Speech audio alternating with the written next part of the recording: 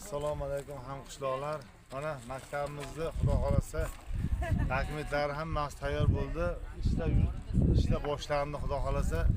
Mana armaturalarni karkas to'qishni boshlangan.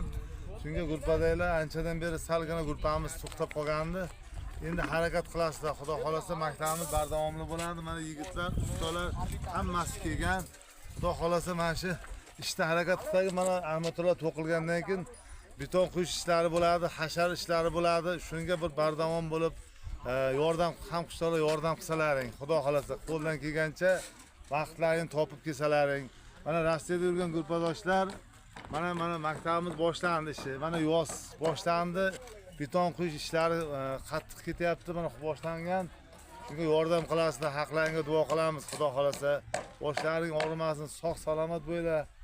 Bolalaringni boshiga sog' salomat bo'lib, ishlarni bardavom qilishda, maktabimizni qurishda hissalaring qo'shsalaring biz xursand bo'lamiz.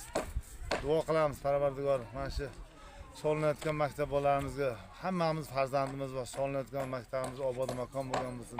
Farzandimiz mana shu yerda o'qiydi, Xudo xolasa bardavomli bo'lib ishlarimizga baraka bersin. Mana shu boshqa qo'shganlarning hammasini tan jonlari sog' bo'lsin.